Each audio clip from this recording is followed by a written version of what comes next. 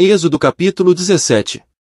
Depois, toda a congregação dos filhos de Israel partiu do deserto de Sim pelas suas jornadas, segundo o mandamento do Senhor, e acamparam em Refidim, e não havia ali água para o povo beber.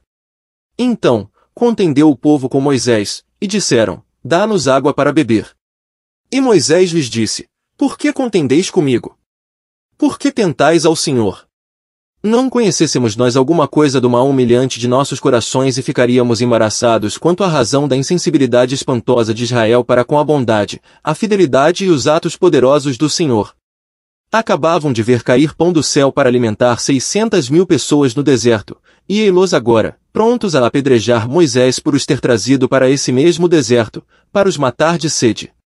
Nada pode ceder à incredulidade terrível e maldade do coração humano senão a graça superabundante de Deus.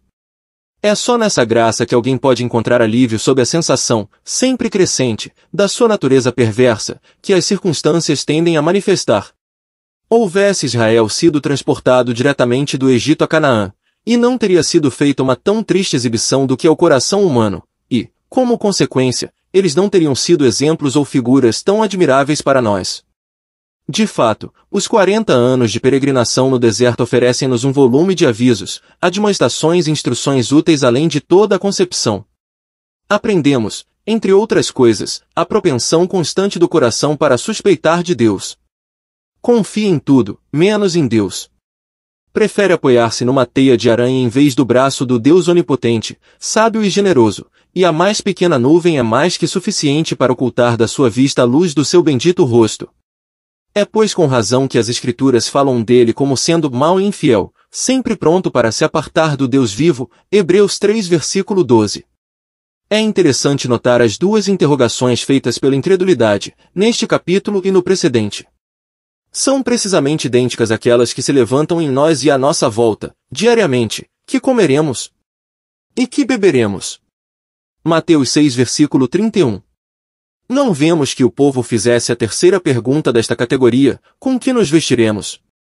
Porém, estas são as interrogações do deserto. O que é? Onde é? Como é? A fé tem apenas uma resposta compreensível para todas as três, a saber, Deus. Que resposta perfeita e preciosa! Ah, se o autor e o amigo destas linhas conhecessem perfeitamente o seu poder e a sua plenitude! Necessariamente precisamos recordar, quando passamos pela provação, que não vem sobre nós tentação senão humana, mas, fiel é Deus, que vos não deixará tentar acima do que podeis, antes, com a tentação dará também o escape, para que a possais suportar. 1 Coríntios 10 versículo 13. Sempre que somos postos à prova, podemos estar certos que, com a prova, há também uma saída, e tudo o que precisamos é uma vontade submissa ao Senhor e um olhar simples para vermos a saída. E clamou Moisés ao Senhor, dizendo, que farei a este povo? Daqui a pouco me apedrejarão. Então, disse o Senhor a Moisés, passa diante do povo e toma contigo alguns dos anciãos de Israel, e toma na tua mão a tua vara, com que feriste o rio, e vai. Eis que eu estarei ali diante de ti sobre a rocha, em Horebe, e tu ferirás a rocha, e dela sairão águas, e o povo beberá. E Moisés assim o fez, diante dos olhos dos anciãos de Israel, versículos 4 ao 6. Assim tudo é suprido pela graça mais perfeita. Cada murmuração ocasiona uma nova manifestação da graça. Aqui vemos como as águas refrescantes jorraram da rocha ferida, uma ilustração formosa do Espírito dado como fruto do sacrifício efetuado por Cristo. No capítulo 16 temos uma figura de Cristo descendo do céu para dar vida ao mundo. O capítulo 17 mostra-nos uma figura do Espírito Santo derramado em virtude da obra consumada de Cristo. Porque bebiam da pedra espiritual que os seguia, e a pedra era Cristo. 1 Coríntios 10 versículo 4. Mas quem poderia beber antes da pedra ser ferida? Israel poderia ter contemplado essa rocha e morrer de sede ao mesmo tempo que a contemplava, porque antes que fosse ferida pela vara de Deus não podia dar refrigério. Isto é bem claro. O Senhor Jesus Cristo era o centro e base de todos os desígnios de amor e misericórdia de Deus. Por seu intermédio deveria correr toda a bênção para o homem. As correntes da graça deviam emanar do Cordeiro de Deus, porém era necessário que o Cordeiro fosse morto, que a obra da cruz fosse um fato consumado, antes que muitas destas coisas fossem realizadas. Foi quando a rocha dos séculos foi ferida pela mão de Jeová, que as comportas do amor eterno foram abertas de par em par e os pecadores perdidos convidados pelo Espírito Santo a beber abundantemente e livremente. O dom do Espírito Santo é o resultado da obra consumada pelo Filho de Deus sobre a cruz. A promessa do Pai.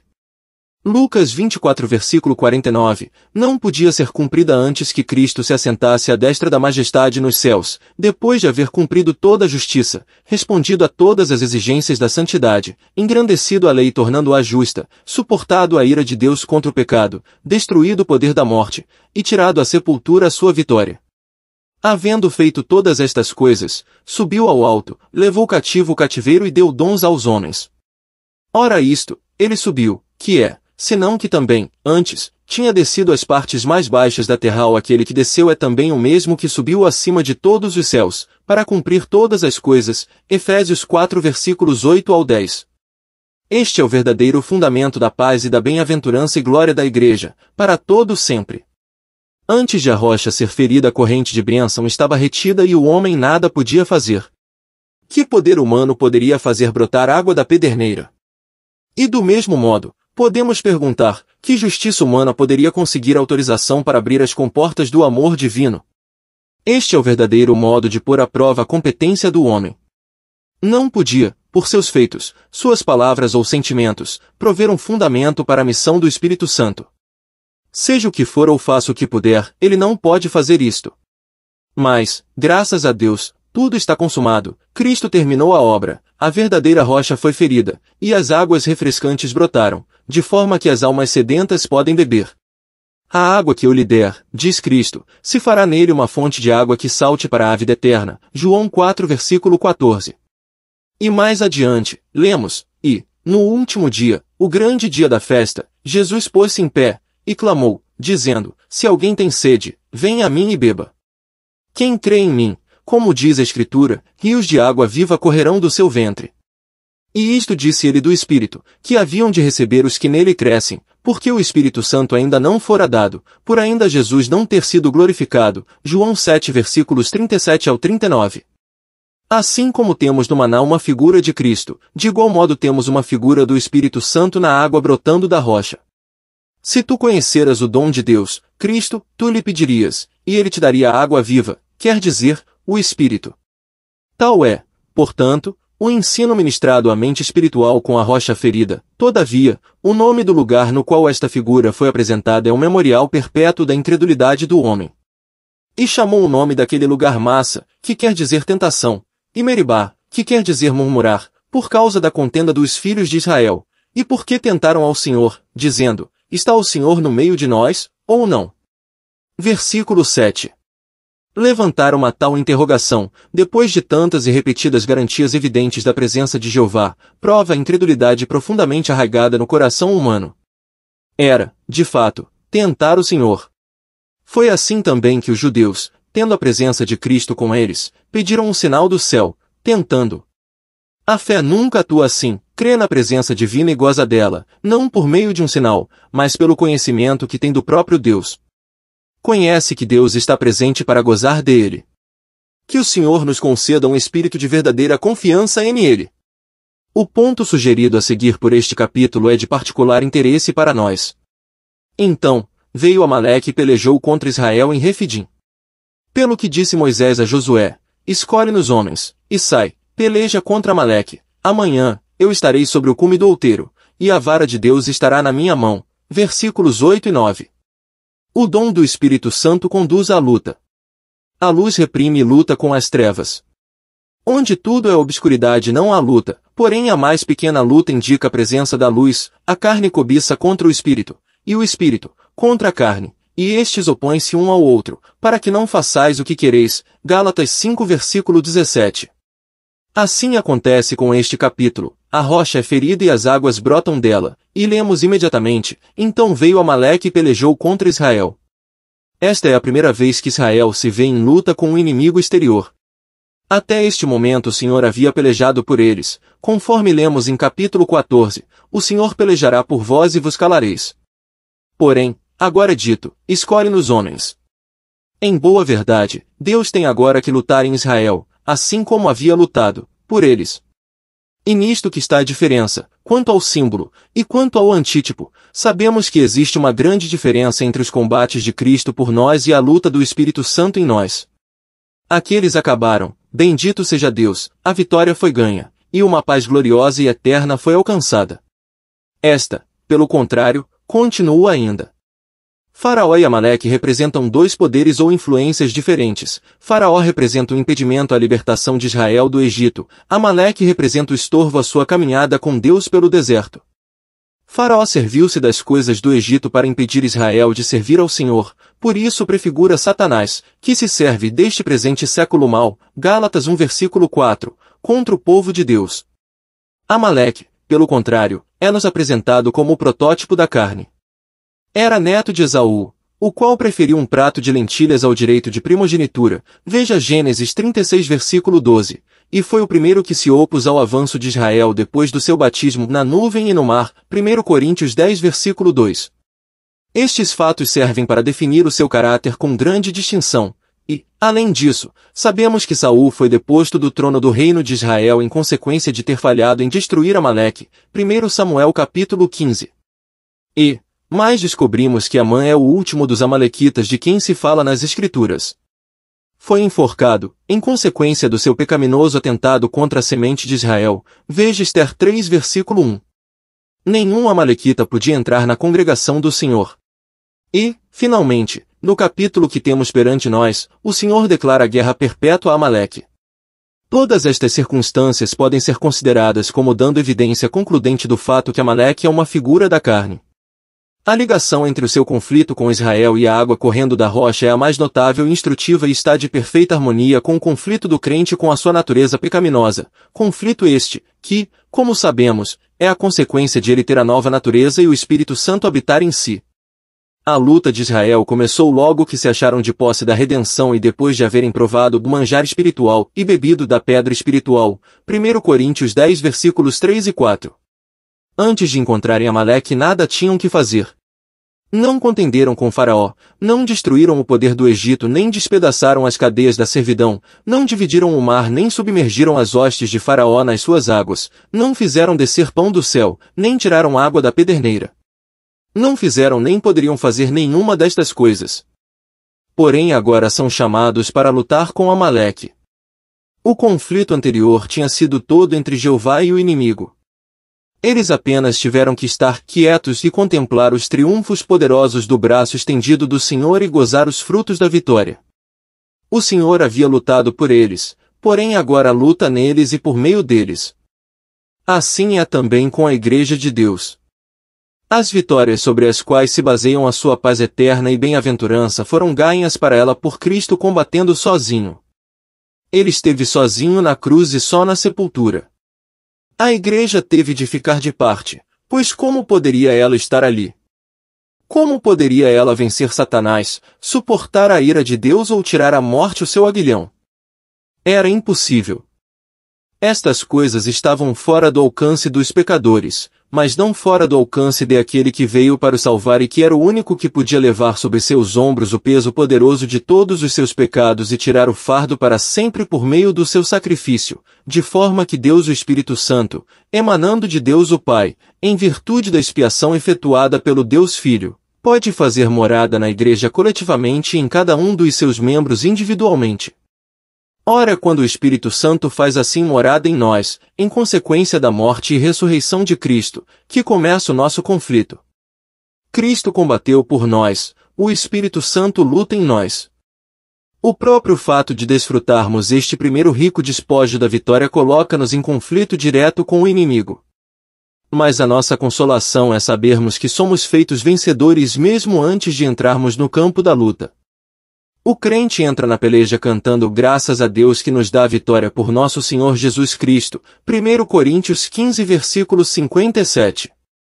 Portanto, não combatemos como coisa incerta, batendo no ar, enquanto procuramos subjugar o nosso corpo e reduzi-lo à servidão, 1 Coríntios 9 versículos 26 e 27. Somos mais do que vencedores por aquele que nos amou, Romanos 8 versículo 37. A graça em que nos apoiamos toma a carne inteiramente desprovida de poder para dominar sobre ela em nós. Veja Romanos 6. Se a lei é a força do pecado, a graça é a fraqueza da lei.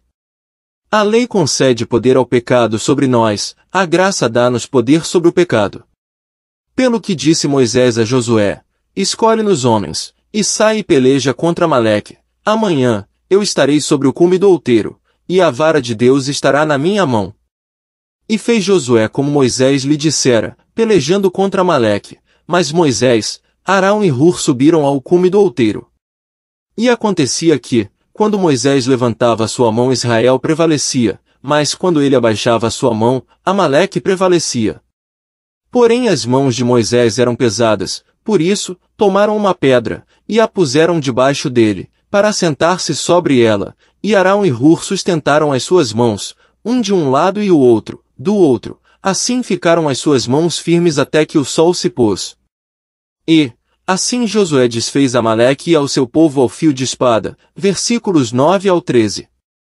Aqui temos duas coisas distintas, a saber, o combate e a intercessão. Cristo está nas alturas por nós, enquanto o Espírito Santo conduz a luta terrível em nós. Estas duas coisas andam juntas.